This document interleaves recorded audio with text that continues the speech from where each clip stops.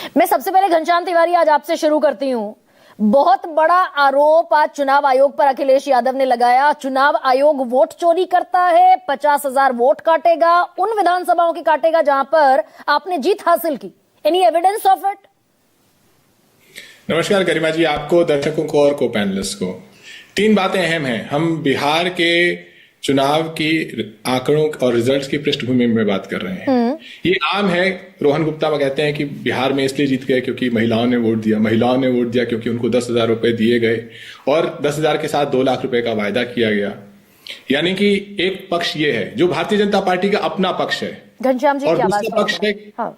और दूसरा पक्ष है कि चुनाव में जबरदस्त धांधली हुई SIR के माध्यम से, चुनाव आयोग के माध्यम से। तो एक पक्ष रिश्वत का पक्ष है जिसे भारतीय जनता पार्टी खुद मानती है, दूसरा पक्ष 420 का पक्ष है, फ्रॉड का पक्ष है। ये पहली बात है। और इस बिहार के मॉडल को जब आप उत्तर प्रदेश लेकर के आएंगे, $1 ट्रिलियन की इकोनॉमी का वादा करने वाले योगी आदित्यनाथ जी ने उत्तर प्रदेश की per capita income Bharatiya Janata party के आंकड़ों के हिसाब से बिहार से 2-2.5 गुना बढ़ा दी है। तो अगर बिहार में आप 10,000 रुपए और 2 लाख की रिश्वत दे रहे हैं तो उसके पर कैपिटा के आधार पर आप उत्तर प्रदेश में 25-30 हजार रुपए की रिश्वत दे रहे होंगे और 6 लाख रुपए ये बिल्कुल अलग विषय है घनश्याम जी। एक सेकंड, आज के अखिलेश यादव के बयान पर आइए। भाई कॉन्स्टिट्यूशनल बॉडी है ना चुनाव आयोग, संवैधानिक संस्था है, आंसरेबल टू कॉन्स्टिट्यूशन है। संविधान को जवाब देना है चुनाव आयोग को। आप कह रहे हैं वोट चोरी कर रहा है। ये सारी चीजें, चाहे वो रिश्वत है या धांधली, ये सारी चीजें चुनाव आयोग के नाक के नीचे हुई। चुनाव आयोग ने इस पर एक बार भी टिप्पणी नहीं की। चुनाव घोषित हो रहा था उस समय ये रिश्वत जा रही थी, चुनाव चल रहा था उस समय ये रिश्वत जा रही थी। चुनाव का जिस दिन मतदान हो रहा था उस दिन भारतीय जनता पार्टी अपनी शेखी बगा रही थी, अभी तो 2 लाख रुपए और देंगे। और ये रिश्वत जब बिहार से चलेगी, उत्तर प्रदेश आएगी तो 30,000 होगा। चुनाव आयोग चुप है। तो रिश्वत पे तो चुनाव आयोग चुप है, ये तो हम मान लेते हैं कि रिश्वत पे चुनाव आयोग चुप है। सवाल ये है कि धांधली का जो सवाल है वो हमसे पूछा जा रहा है। जिस चुनाव आयोग ने महाराष्ट्र में 50 लाख वोट ऐड कर दिए, जिस गृह मंत्री ने, 2 गृह मंत्री हैं इस देश में, बड़े अनोखे गृह मंत्री हैं। एक गृह मंत्री वो जो दिल्ली बम ब्लास्ट हो जाता है, तरह तरह की बातें करता है, उनका नकारापन दिखाई देता है। लेकिन बिहार में 50 लाख घुसपैठिए उन्हीं के नाक के नीचे चुनाव आयोग, धांधली वाले चुनाव आयोग ने ढूंढे, उनमें से एक को बाहर नहीं कर पाया। और दूसरा गृह मंत्री वो जिसको ये गृह मंत्री बिहार का गृह मंत्री बनाते हैं, जिसकी डिग्री मायावी है, जिसकी डेट ऑफ बर्थ मायावी है। आप थोड़ा सा दाएं बाएं जा रहे हैं घनश्याम तिवारी। मैंने बड़ा सुनिए तो सही, एक सेकंड। आपने रिश्वत की बात की, चलिए मैंने उसको इंक्लूड कर लिया। आप कह रहे हैं 50,000 वोट हर विधानसभा से काटा जाएगा, और मैं ये कह रही हूं कि कॉन्स्टिट्यूशनल बॉडी है चुनाव आयोग, answerable to the constitution. How they can do that? How आप ये कैसे कह सकते हैं बीजेपी का भोंपू बन गया चुनाव आयोग?